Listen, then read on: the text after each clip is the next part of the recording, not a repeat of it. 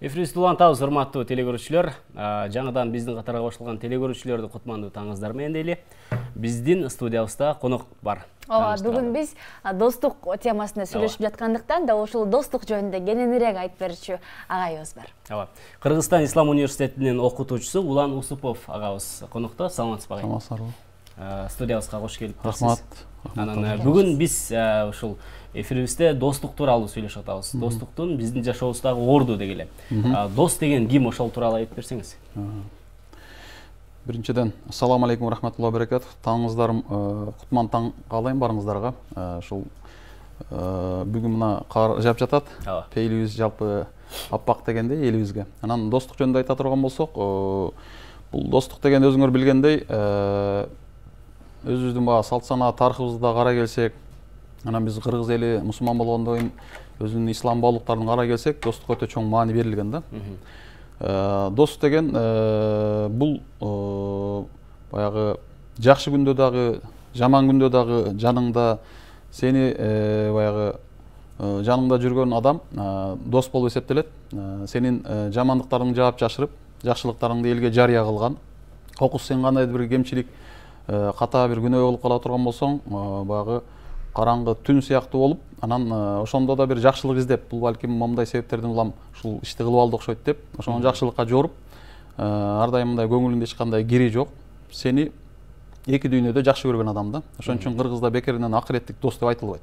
Акыреттик дос деген бул ошол жана Курманбек Баатырдын аккан досу сыяктуу, баягы бул дүйнөдө дагы, о дүйнөдө дагы менин досум дегендей да. Дос ошондой деңгээлде болуш керек да. Бирок бүгүнкү күндө өкүнүчтүүсү достук андай деңгээлде болбой жатат да.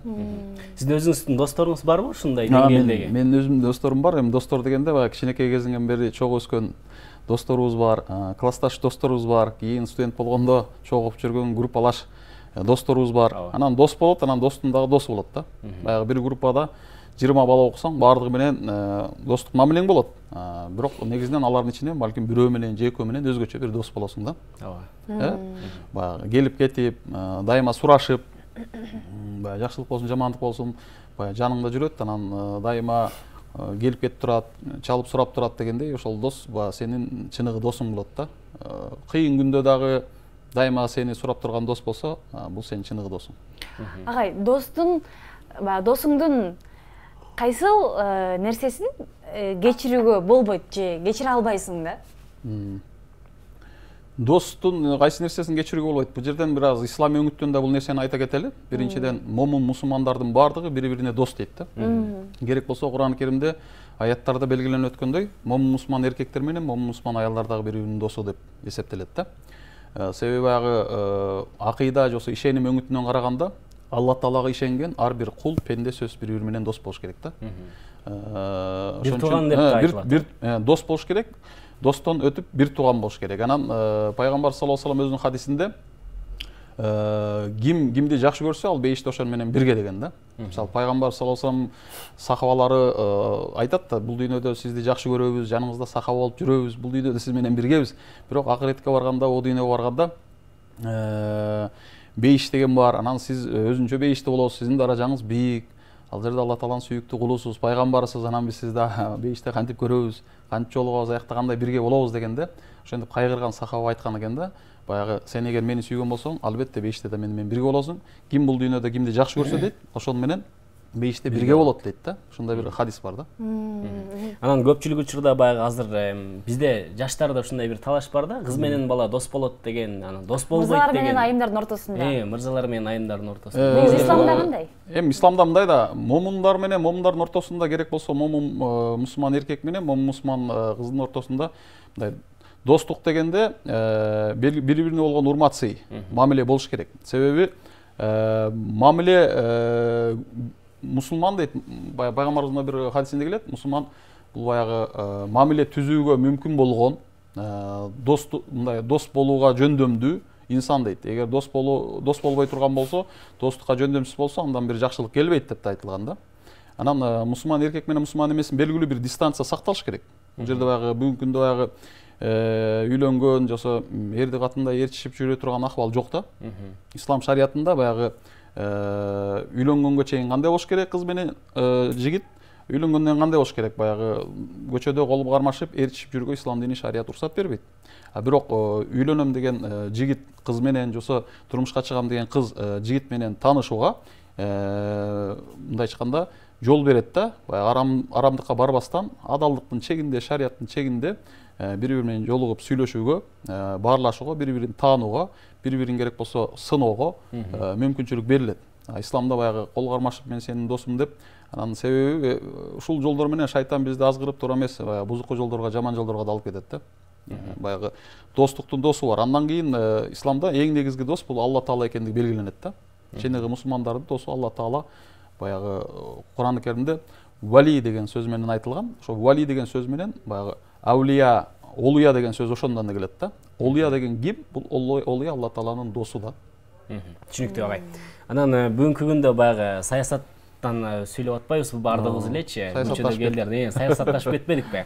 Анан саясаттагы да достук бар да. Партиялаш достор, анан депутаттардын, ошол чиновниктердин өзүнүн ичара достугу бар. Анан бир учурда карасак эле дос болуп жүргөн болот, бир учурда карасак эле бир башкача кас болуп жүргөн болот. Буга кандай сиз сыпаттайсыз бул нерсени? Эми бул нерсени дагы ошо пайгамбар саллаллаху алейхи вассалам бир хадиси менен осуят менен айта турган болсок дейт, бул дүйнөлүк кызыкчылык менен кандайдыр бир макамына, мансабына, кайсы бир тегине, сулуулугуна, андан келе турган бир пайдага, дүйнөлүк кызыкчылыкка негизденип, аны менен дос боло турган болсо, дининин 3/1 жоготкон болуп эсептелет дейт да. Динди 3кө бөлөсөк, 3/1 уже жоготту да. Бул анын башына келген трагедия да. Ошон үчүн бул дүйнөлүк кызыкчылык эмес, акыреттик кызыкчылык менен достук болуш керек.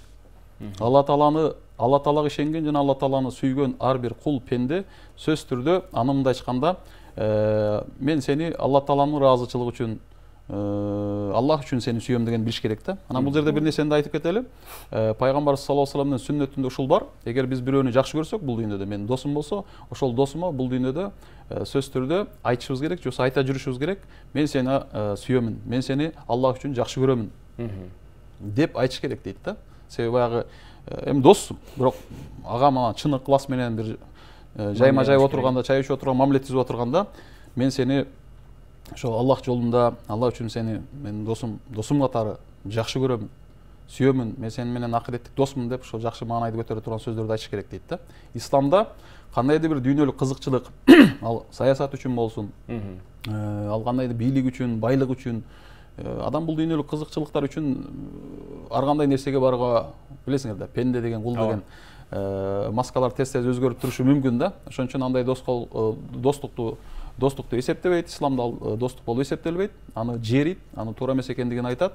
Чыныгы достук бул акыреттик достук ба, чын ыкластан, чын жүрөктөн ал кишини жакшы көрүп, анан жакшылыгында да, жамандыгында да ал кишинин жанында боло билсең, анда ошол достук болуп эсептелет.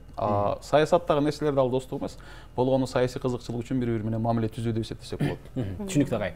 Анан дагы бир суроо, ушул мусулман адам менен мусулман эмес адамдын достошуусу кандай болуп калат? Мусулмандын досу болот. Мусулман момун мусулмандын досу менен болот. Болгону мусулмандар ошол Кудай Алла Таала тарабынан келген ошол ыйык китептер берилген, мисалы ошол эле христиан динин карманган, мисалы аларга Инжил берилген, ошол эле Тоорат берилген, иудаизм динин карманган бүгүнкү күндө жөөттөр. Алар менен белгилүү бир даражада алар менен дипломатиялык мамиле түзөт. Эгерде ал ошо ислам мамлекети деп бир мамлекет бар болсо, ислам мамлекетинде жашап атса, алардын укугун тебелебейт, алардын акысын жебейт, алардын өздөрүнүн ибадатын кылганга, үрп адасын, салт санасын карманганга мүмкүнчүлүк түзөт да. Бирок муну баягы достук деп эсептелбейт. Мындай айтканда, алар менен мамиле түзүү, адам катары, адамгерчиликтүү мамиле түзүү, алар менен сый урматта болуу бар да. Ислам ошого үйрөттү. Мындай айтканда, диндердин ортосунда, улуттардын ортосунда сөзсүз түрдө толеранттуу, сыпайгерчиликке, жосо мындай сый урматка негизделген бир мамиле болуш керек. Ислам да ошону каалайт да. Бирок ал баягы белгилүү бир мындай айтканда эменин шартында болуш керек. Анан баягы мусулмандан өтүп башка бир диндин өкүлүн, жосо бир капырды, жосо жана мушрик деп коебуз, бутпарасты сүйүп жибербейт. Шариятыбызда, динибизде буга жол бербейт. Мусулманды эң катуу бекем сүйө турган мусулман болуш керек. Мындай айтканда, акыйда үмүтүнөн алганда жүрөгүндө баягы тавхид, Алла Таалага, Алла Тааланын баардыгына, жалгыздыгына ишеним болгондор бири-бирин бекем сүйүш керек. Анан баягы сүйүүнү бөлө турган, мындай айтканда, достукту бөлө турган болсок, эң жогорку достук ошол. Андан кийин башка ошо диндин өкүлдөрүнө, эмегелерге келген мындай айтканда достук мамиле болуш керек. Агай, бүгүнкү күндө эми баары достук эмне экенин баарыбыз эле билебиз, жогоруда сиз дагы жашылап айтып бердиңиз да. Анан билбейм, жаштардын арасында болобу же бүгүнкү коомдобу, коомдо чыныгы достордун аздыгы байкалат да. Эмне үчүн баягы акыреттик достук жок же акыреттик достор жок да, же бар болсо да чанда кездешет. Эми мындай да, бүгүнкү күндө коомдо башка көп нерсе башкача болуп атпайбы? Биздин өзүбүздүн ата-бабаларыбызды, тетиги аталарыбызды, чоң аталарыбыздын доорун карай турган болсок, достук башкача болгон да. Бүгүнкү күндө баалуулуктар өзгөрүп калды, ошондон эле. Негизги талим-тарбияга барып, бардык нерсе барып, талим-тарбияга таянат да. Ошол кичинекей кезинен баштап ошол досту достой кадырлай билиш керек деген сөздөрдү укпаса, айтылбаса, ошондой чыгармаларды окуп өспөсө, ошондой кино, фильмдер менен, ошондой ырлар менен тарбияланбаса, анан баягы бир гана ошо байлык, акча, мындай айтканда акча бардык нерсени, сом же болбосо доллар бардык нерсени чечет деген түшүнүктөр менен тарбиялагандар, анда бай менен дос болуш керек экен, байдын кызын алыш керек экен, же болбосо байдын баласына тийиш керек экен деген баалуулуктар пайда болот да. Бүгүнкү күндө жаштарда ошондой психология, ошондой тенденция бар да. Бул жаңылыш да. Бул адашуу болуп эсептелет. Себеби чыныгы баалуулуктар деген кылымдарды карытып, көөнө тарыхтан бери кыргыз кадырлап сактап келе жаткан сары майдай өзүбүздүн ошо үрп адат, салт санаабыз, рухий дөөлөттөрүбүзгө таянган, өзүбүздүн мына мусулман болгондон кийин исламий баалуулуктарыбызга таянган мындай айтканда образдар биз үчүн маанилүү да. Ошол образдар менен өскөн болсо, дайыма Джеки Чанды көрө берсе, ал Джеки Чан сүйүп калат. Мен келечекте Джеки Чан болом дейт. Дайыма Эртөштүктү окуп чоңойгон болсо, Манас Семетей Сейтекти окуп чоңойгон болсо, ошол Манас атабыз менен Алмамбеттин достугундай достукту окуп чоңойгон болсо, Мухаммед пайгамбар саллаллаху алейхи менен Азырети Абу Бакыр, мисалы 622-жылы Меккеден Мединага улуу көч болот. Хижрат деп коебуз, биздин исламий календарда ошо хижри календар хижраттан башталган да. Ошондон баштап биздин календар жыл санак башталган. Ошондо эмне үчүн пайгамбарыбыздын жанында башка сахаба эмес, именно Азырети Абу Бакыр гана коштоп, экөө чогуу көчтү да. Бул экөөнүн эки дүйнөлүк дос экендигин далилдейт да. Пайгамбарыбыздын да досу болгон, бул Азырети Абу Бакыр. Манас атабыздын да досу болгон, бул мындай айтканда Алмамбет атабыз. Андан кийин ошол Курманбектин да досу болгон, бул Аккан досу, туурабы? Жана жарадар болгондо Аккан досу. Аккан досунун жөнүндө ырда айттык го, Курманбек Баатыр да. Ошон үчүн ошондой баатырларыбыздын достугун бүгүнкү күндүн эмеси медиа мүмкүнчүлүктөр бар, туурабы? Социалдык тармактар чыкты, видео, аудио, ошол тармактарда ушул достуктар даңазаланды. Ушулар көбүрөөк айтылса, ушул баалуулуктар менен, ушул образдар менен биздин жаштарыбыз, өсүп келе жаткан жеткинчектер, наристелер ушуларды көрүп, ушуларды угуп чоңойгондо, анда ошолордун достугундай достук күтмөк да. А бизде баш бүгүнкү күндө ошол Голливуд, башка баалуулуктарга негизделген, туурабы? Туура. Байлыкка, бийликке негизделген достуктар популярный болгондугу үчүн, жаштар ошол менен суарылгандыгы үчүн анан ошол жакта ээрчип кетип атат да. Ошон үчүн туура багытта таалим-тарбия берүү, туура баалуулуктар менен чыныгы нагыз элдик, улуттук жана диний баалуулуктар менен жаштарыбызды сугарып тарбиялоо күнүбүздүн эң актуалдуу маселеси болуп эсептелет. Чоң рахмат агай. Жогоруда жакшы дос тууралуу, достуктун биздин жашообуздагы баягы орду тууралуу жакшы сөздөрдү айтып бердиңиз. Сизге чоң ыраазычылык билдиребиз. Биздин конокто. Бул жерде бир нерсени айтып кетели, баягы орустар айтат го, не имей 100 рублей, а имей 100 друзей депчи. Мындай айтканда 100 сомуң болгончо 100 досуң болсун дейт. Ошон үчүн баягы 100 дос болбосо дагы чыныгы эки дүйнөлүү акыреттик ар бир адамдын досу болуш керек. Себеби бул дүйнөдө, бул жашоодо кеңеше турган, сүйлөшө турган, ичиңдеги сырыңды айта турган, ичиңдеги көйгөйүңдү, арыз муңуңду, арманыңды айта турган, бөлүшө турган чыныгы бир досуң болуш керек. Жакшы күндө да, жаман күндө да сени сага туруп бере турган, тирүү болсок бир дөбөдө, өлсөк бир чуңкурдабыз деген, мындай айтканы менен сени менен дили бир, сени менен тили бир, сени менен ою бир дос болуш керек да. Досуңду айттым, мен сенин ким экениңди айтып берейин деген бекеринен эмес. Пайгамбар саллаллаху алейхи вассалам дагы дос күтүүдө абайлагыла дейт. Дос күтүүгө өтө чоң кылдат мамиле кылгыла дейт. Себеби адам ошол досунун дининде болот дейт да. Керек болсо дининде деген ошо баалуулук да. Досуң карманган баалуулукту сен да карманып кетесиң. Ал европалашкан адам болсо сен да европалашып кетесиң. Туура. Кайсы гана баалуулук карманбасаң ошол жакта ээрчип кетет экенсиң да. Ошон үчүн дос күтүүгө дагы өтө мындай кылдат, аяр мамиле жасаш керек. Ар бир адам деле дос күтө бербейбиз. Досторубуз көп болот, бирок достун досу болот да. Жакшы күнүңдө жүргөндөр эле эмес, кыйын күнүңдө, ишсиз калганда, жумушсуз калганда, башыңан чоң трагедия өткөндө, кыйынчылык өткөндө жаныңда жүргөн 3-5 киши болушу мүмкүн, болбой калышы да мүмкүн. Ошол жүргөндөр сенин чыныгы досторуң. Чоң рахмат агай. ыраазычылык билдиребиз убактыңызды бөлүп бизге ушундай телекөрүүчүлөргө достун ким экендигин чечмелеп айтып бергениңизге. Бизде конокто Кыргызстан Ислам университетинин окутуучусу Улан Усупов агайыбыз болду. Сизге чоң рахмат. Биз болсо көрсөтүүбүздүн сапарын улантабыз. Алдыда дагы ушул достук тууралуу конокторубуз бар жана кенен дагы сөз кылмакчыбыз. Алыстабаңыздар.